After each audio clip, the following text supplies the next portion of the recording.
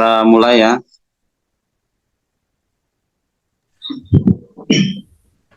Assalamualaikum warahmatullahi wabarakatuh.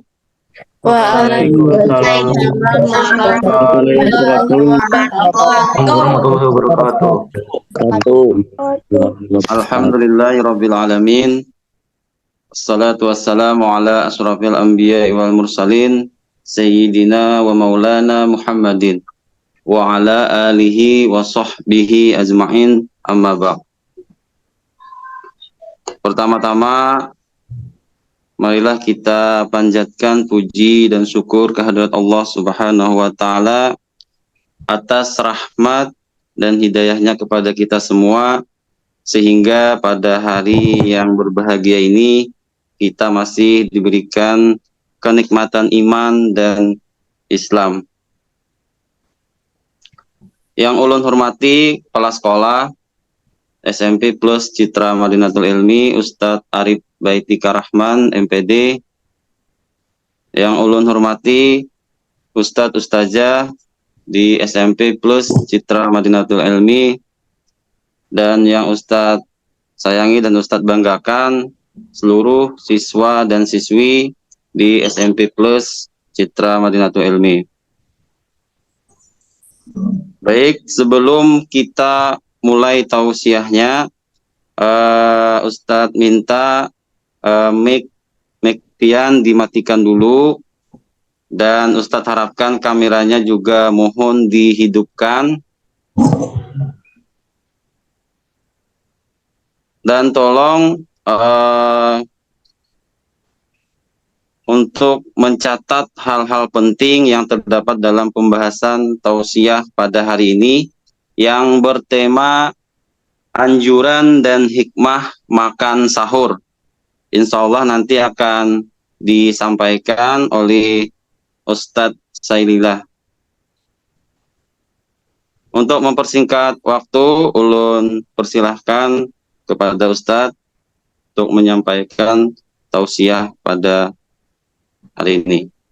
Silahkan Ustadz. Oke. Bismillahirrahmanirrahim. Assalamualaikum warahmatullahi wabarakatuh. Waalaikumsalam warahmatullahi wabarakatuh. Sebelumnya minta maaf kameranya kadang kalau dibuka karena kamera depannya itu karena bekas jatuh HP-nya jadi agak buram. Alhamdulillah. Wassalatu wassalamu ala rasulillah Muhammad ibn Abdillah wa ala alihi wa sahbihi wa man walah, amma ba'du. Yang sama-sama kita muliakan Kepala Sekolah SMP Plus Citra Madinatul Ilmi, dan yang kita muliakan para asatiz dan asatidah yang berada di pondok, yang berada di SMP Plus Citra Madinatul Ilmi Banjarbaru. Terima kasih kepada Ustadz Musi yang telah mempersilahkan. Alhamdulillah, kita bersyukur kepada Allah Subhanahu wa Ta'ala telah diberikan nikmat iman dan Islam, dan kita diberikan oleh Allah Subhanahu wa Ta'ala Azza wa Jalla wahdah, yaitu berkesempatan untuk bertemu di bulan puasa yang penuh dengan berlipat-lipat ganda pahala-pahala yang kita amalan-amalan ibadah yang kita lakukan di bulan puasa ini. Terkadang kebanyakan daripada kaum muslimin itu menyepelekan tentang masalah sahur ini. Padahal di dalam sahur, di dalam makan sahur kita itu terdapat banyak keistimewaan dan keberkahan bagi orang yang berpuasa, bagi orang yang hendak melakukan puasa. Maka hukum bersahur ini sunnah dianjurkan oleh baginda kita Rasul Shallallahu Alaihi Wasallam, sesuai yang telah disabdakan oleh beliau, tasahharu fa inna fis sahuri barokatan. tasaharu, maka hendaklah seorang muslim dan muslimat itu tasaharu melakukan sahur. Fa inna fis sahur, maka di dalam kita bersahur tersebut barokatan, ada keberkahan-keberkahan. Nah, pada bulan puasa ini, bulan puasa adalah merupakan momen yang sangat penuh dengan keberkahan, penuh dengan lipat ganda pahala. Maka setidaknya kita di bulan puasa ini melakukan amalan-amalan yang telah dianjurkan oleh baginda kita Rasul Shallallahu Alaihi Wasallam, yang mana tadi Ustadz sampaikan hadis beliau, tasaharu fa inna fis sahuri barokatan, bersahurlah kalian, maka sesungguhnya di dalam kita bersahur tersebut terdapat keberkahan. Hadis itu diriwayatkan oleh Imam Bukhari dan Imam Muslim. Hadis ini mendorong setiap muslim dan muslimat untuk melaksanakan sahur di bulan Ramadan. Dan sunnah juga kita itu untuk memperlambat makan sahur kita. Kalau kita berbuka kan itu dipercepat. Maksud dipercepat itu tidak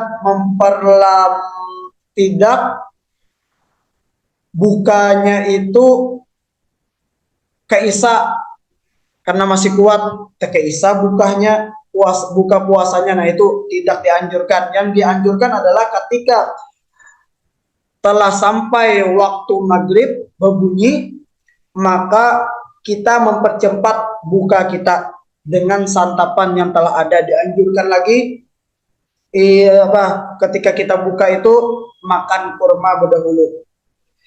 Nah, masalah sahur ini berkahnya itu adalah menurut Ibnu Hajar Al-Haytami, keberkahan yang dimaksud pada hadis itu mencakup dua hal, yaitu keberkahan di dunia. Nah, keberkahan di dunia ini bisa berupa tenaga agar kita itu kuat untuk melaksanakan ibadah puasa.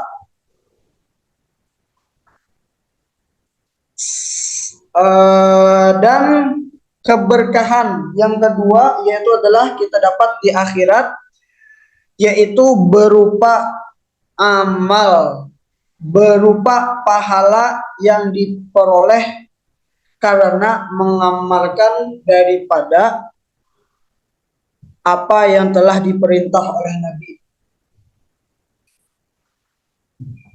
Nah, jadi kita apabila kita itu sahur, maka kita mendapatkan dua keberkahan. Yang pertama tadi itu adalah keberkahan dunia, bisa berupa tenaga, kekuatan, agar kita bisa melaksanakan puasa Ramadan. Sahur pun tidak jadi masalah, akan tetapi terlepas daripada sunnah baginda kita Rasul Shallallahu Alaihi Wasallam. Yang kedua tadi adalah keberkahan di akhirat, yaitu berupa pahala yang diperoleh karena kita mengamalkan daripada anjuran baginda kita Rasul Shallallahu Alaihi Wasallam. Itu menurut Ibnu Hajar Al-Haytami.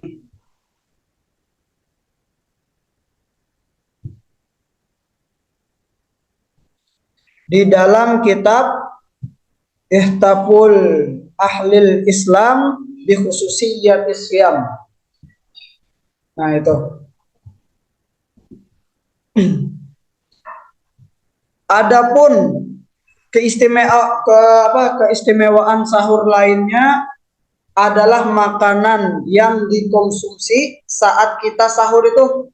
Saat kita sahur itu, apabila makanan kita itu halal, maka makanan kita itu tidak akan dihisap. Sekali lagi, apabila kita makan sahur makanan yang kita santap gasan sahur itu tidak akan dihisap. Akan tetapi makanannya itu harus makanan yang halal, maka tidak akan dihisap.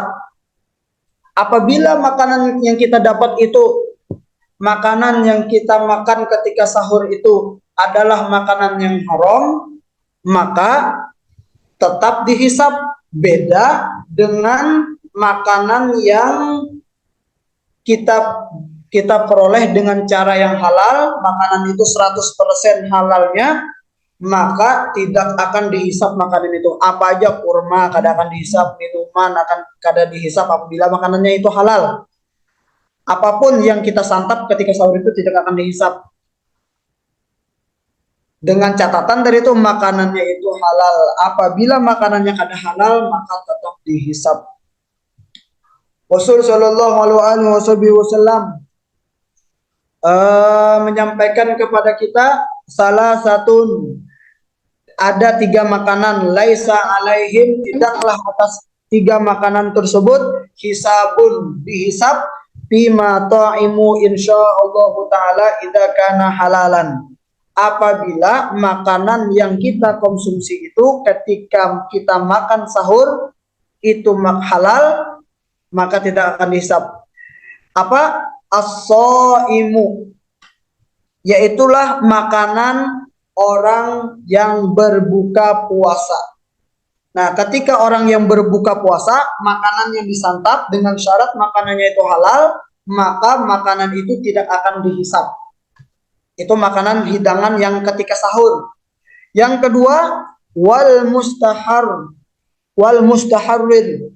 wal mutasahhir. Al-mutasahhir ini adalah makanan yang kita santap ketika sahur. Nah, tadi itu yang dijelaskan di atas tadi itu tidak akan dihisap. Yang ketiga adalah wal murabitu, ya adalah orang yang berjihad di jalan Allah Subhanahu wa taala. Nah, itu tidak akan dihisap. 3 makanan yang tidak akan dihisap. Orang yang berjihad di jalan Allah, apabila ingin menyantap makanan, maka makanan itu dengan syarat makanannya halal, disantapnya, maka makanan tersebut tidak akan dihisap di hari kiamat.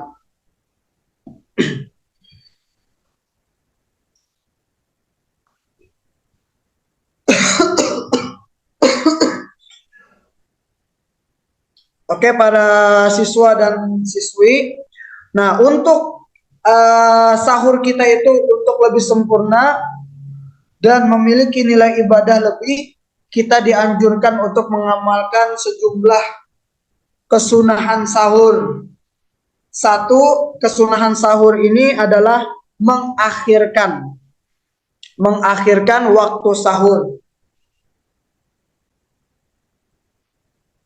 Makan sahur ini boleh aja kita ketika hendak jam 12 kah makan sahur, gak jadi masalah. Akan tetapi ada anjuran daripada Rasul, ada anjuran daripada Nabi. Apa anjurannya? Yaitu adalah memperlambat makan sahur atau mengakhirkan waktu sahur. Ada jan Nabi mengakhirkan sahur ini, misalnya azan jam 5. Nah, kira-kira sebelum azan itu kita kawa membaca 50 ayat dari ayat-ayat Al-Quran. Nah, itu paling lambatnya. Misalnya 50 ayat itu 15 menit kita membacanya. Nah, berarti sebelum azan 15 menit hanya kita bersahur. Nah, itu dianjurkan memperlambat atau mengakhirkan sahur.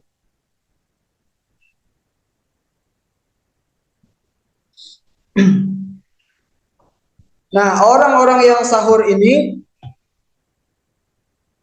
salah satu manfaat yang bisa kita peroleh ketika mengakhirkan sahur itu adalah bisa melaksanakan sholat subuh di awal waktu. Artinya kita itu kada lawas menghadap sholat subuh. Ada orang jam 12 makan sahur. Makan sahur jam 12, nah akhirnya tidur lagi, bebacaan kada, sembahyang tahajud kada, akhirnya tidur lagi, sehingga sholat subuhnya itu bisa ke setengah 6. Orang sudah bulikan dilanggar, hanyarinya sembahyang subuh. Nah ini, makanya Nabi itu memerintah atau menganjurkan kepada kita itu agar supaya kita agar mempermudah kita dalam melaksanakan sholat subuh. Nah, sebelum kita sahur itu bisa kita disunahkan juga untuk sholat. Apakah sholatnya sholat mutlak kah, sholat tahajud kah, atau baca Quran kah? Karena 10 bulan Ramadan ini adalah bulan umat daripada baginda kita Rasul Sallallahu Alaihi Wasallam. Amalannya apa? Amalannya yaitu membaca Al-Quran banyak. Nah itu. Nah, adapun apa tadi?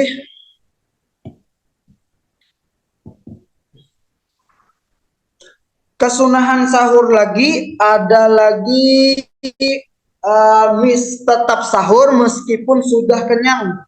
Misalnya kita kenyang, bakas kita berbuka puasa nih, 10 piring misalnya makan, iwak nila 5, es niur 10, banyak makanan. Jadi kenyang sudah, misalnya sudah sampai jam 4:30 masih kenyang, tetap kita bersahur. Tetap kita melaksanakan sunnah Nabi, walaupun kita pada waktu itu minum air setaguk itu kada apa-apa. Intinya ittiba' lin Nabi, maksudnya adalah mengikut daripada baginda kita Rasul Sallallahu Alaihi Wasallam.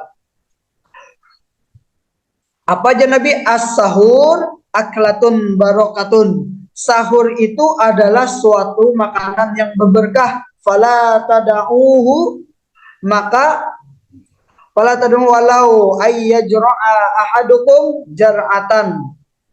Janganlah kalian itu meninggalkan sahur tersebut walau hanya meminum seteguk air. Min ma'in, daripada air. Fa innallaha, maka bahwasanya Allah wa malaikatahu, dan malaikat-malaikatnya Allah, yusallu alal mutasahhirina, berselawat kepada, yaitu meminta ampun kepada orang yang berselawat kepada orang yang sahur. Nah, jadi kita dapat malaikat meminta ampun kepada memintakan ampun kepada orang yang sahur itu, dimintakan ampun. Jadi kita dapat ampunan, dan yang memintakan ampun tersebut adalah malaikat. Nah, insya Allah makbul. Yang ketiga adalah kesunahannya jangan terlalu kenyang. Nah, makan sahur itu jangan terlalu kenyang. Tujuan utama yang kita harus ingat adalah menundukkan syahwat ketika makan sahur itu dengan cara mengosongkan isi perut. Sebab jangan sampai tujuan ini tidak tercapai karena sahur terlalu kenyang. Imam Ghazali menyebutkan bahwa perut yang kenyang akan menyuburkan syahwat. Sementara sahur ini merupakan pintu masuk utama bagi setan untuk menggoda manusia.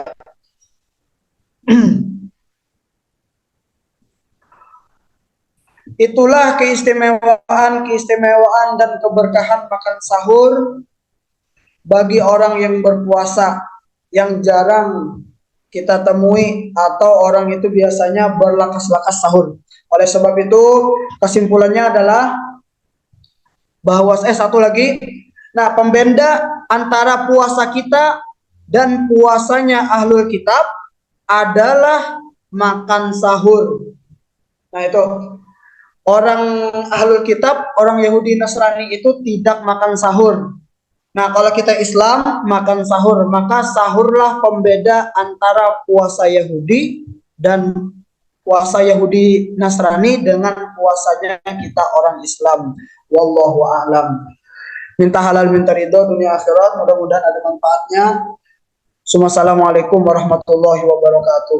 Waalaikumsalam warahmatullahi wabarakatuh. Warahmatullahi wabarakatuh. Baik, terima kasih banyak Ustadz Saidillah yang sudah menyampaikan tausiahnya. Baiklah, langsung saja kita kepada sesi tanya jawab. Bagi yang ingin bertanya, silahkan bisa untuk diaktifkan mic-nya. Silahkan siswa-siswi yang ingin bertanya.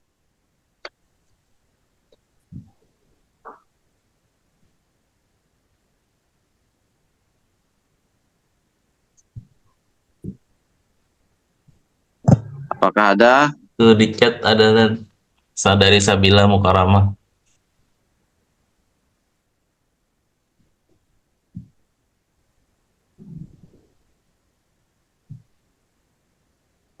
Oke, dari Sabila kelas 8A. Assalamualaikum Ustadz. Ulun izin bertanya, adakah anjuran Nabi Muhammad SAW tentang makanan atau minuman di waktu sahur? Silahkan Sailila. Pertanyaan dari Sabila kelas 8A. Oke, terima kasih kepada saudari Sabila. Tentunya yang dianjurkan ketika kita makan sahur itu adalah yang diperintahkan oleh baginda kita Rasul Sallallahu Alaihi Wasallam adalah yaitu makan kurma, harus bersedia kurma kita itu. Adapun yang lainnya yaitu adalah untuk mempersehat tubuh kita bisa saja mengkonsumsi susu yang 4 sehat 5 sempurna itu.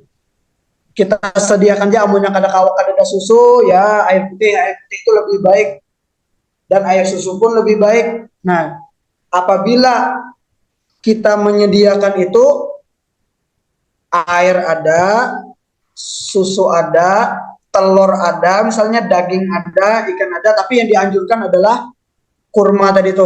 Dan kita jangan sampai makan sahur itu jangan sampai kenyang, karena bisa apabila kita kenyang itu bisa menimbulkan syahwat-syahwat yang lain, makanan-makanan handak ini handak itu dan lain sebagainya. Mungkin itu saja Ustaz. Oke. Ini ada lagi pertanyaan dari Az-Zahra, Ustaz.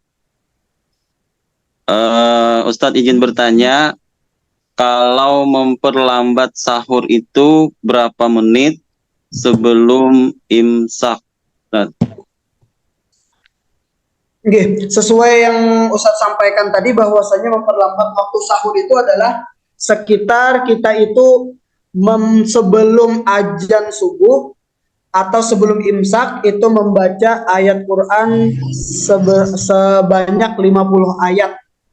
Nah itu, jadi misalnya sekitar 50 ayat itu kita 10 menit membacanya, nah maka sebelum imsak 10 menit kita makan. Apabila takut kemepetan, nah bisa sebelum itu 15 menit atau 20 menit. Kalau sendiri itu biasanya sahur sekitar jam 4:30. Gitu aja Ustaz. Oke. Lanjut dari Muhammad Najib kelas 7B. Ustadz izin bertanya, kalau puasa setengah hari apakah boleh? Dari Najib. Ini tentu saja tidak diperbolehkan lah. Apabila kita mempunyai anak nih, jangan diajarkan puasa setengah hari ini. Kita ajarkan kepada anak itu, apabila ini puasa tengah hari, kita katakan batal. Nah, setengah hari itu kita katakan batal karena dia makan. Jangan dibiasakan kepada anak kecil kita memperbolehkan puasa setengah hari. Kita sambat aja atau kita sebut aja puasanya batal. Nah, kayak itu. Boleh kadanya tentu tidak boleh. Tidak boleh untuk kita orang dewasa. Untuk orang anak-anak kecil itu tadi kita tetap mengatakan puasanya tetap batal walaupun pembiasaan. Oke, itu Ustaz. Oke. Dari Abi kelas 8C, Ustadz, izin bertanya, adakah faktor lain yang membedakan puasa kaum muslimin dan kaum Nasrani? Dari Nggih. Abi kelas Ini 8C. faktor puasa lah, nggih. Tadi itu faktornya yang disebutkan oleh baginda kita Rasul Shallallahu Alaihi Wasallam itu cuma ada faktor di makan sahur. Orang yang membedakan puasa Nasrani, kaum Nasrani dan kaum Muslim itu adalah membedakannya makan sahur. Orang Yahudi karena makan sahur, orang Muslim makan sahur. Oke, itu aja Ustaz. Oke. Lanjut dari Gina kelas 8C, izin bertanya, bagaimana kalau misalkan kita terlambat bangun di waktu sahur dan sebentar lagi akan azan subuh, apakah kita masih boleh makan sahur atau tidak, Ustaz? Oke. Dari Gina. Misalnya kita terlambat bangun di waktu sahur, ini apabila kita masuk imsak sudah boleh aja kita minum. Karena imsak itu adalah waktu yang sangat mepet sebelum azan. Kita waktu imsak itu diperbolehkan masih minum dengan syarat kita tadi itu terlambat bangun. Dan apabila bangunnya tadi itu azan subuh, nah makanya kita diajarkan di awal puasa itu kita bertaklid dengan Imam Malik, yaitu yang memperbolehkan berniat puasa sebulanan penuh. Jadi kita aman. Nah, misalnya kita terbangun, lambat bangun dan lain sebagainya, maka kita tetap sah puasanya walaupun gak ada bersahur. Tapi dengan syarat bertaklid dengan Imam Malik. Dan apabila tadi tuh sahurnya terlambat, kita boleh saja, tapi dengan syarat belum azan subuh. Apabila masih imsak, maka diperbolehkan. Oke, itu saja, Ustaz. Oke. Baik, dari Maulana kelas 7D. Assalamualaikum Ustadz. Jika kita lagi makan atau bersahur, tiba-tiba sudah imsak, apakah makannya dilanjutkan atau tidak, Ustadz? Oke. Untuk hal itu apabila sudah imsak, kita sudah imsak itu sebenarnya waktunya sudah mepet benar, tapi diperbolehkan untuk makan. Diperbolehkan apabila makanannya tadi itu sudah parak habis, sedikit aja lagi habis, maka lanjutkan ya habisakan kata Bapak.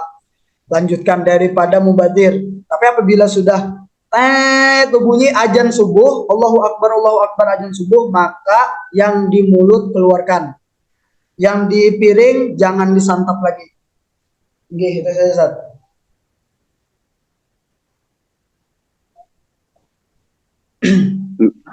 Gitu saja, Ustaz. Oke. Untuk siswa-siswi, apakah ada lagi yang ingin bertanya sebelum Ustadz tutup?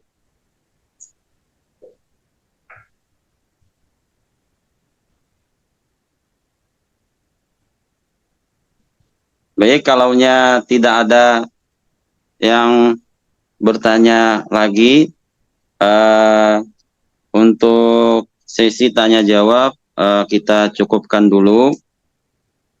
Terima kasih banyak kepada Ustadz Sailila yang sudah memberikan tausiahnya. Semoga apa-apa yang beliau sampaikan bisa kita amalkan dan kita jalankan di kehidupan sehari-hari. Baik, sebelum Ustadz tutup, Ustadz Fahmi, apakah kita foto bersama dulu? Sudah dipoto, Ustaz? Langsung tutup Sudah. aja. Ya. Oh, sudah. Baik, setelah kita tutup kegiatan tausiah pada hari ketiga puasa dengan membaca doa kafaratul majlis. Subhanakallahumma wa Subhanakallahumma wa bihamdika la ilaha illa anta astaghfiruka wa atubu ilaik. Mohon maaf apabila ada salah-salah kata. Ustaz akhiri, wassalamualaikum warahmatullahi wabarakatuh. Waalaikumsalam warahmatullahi wabarakatuh. Terima kasih, Profesor. Terima kasih.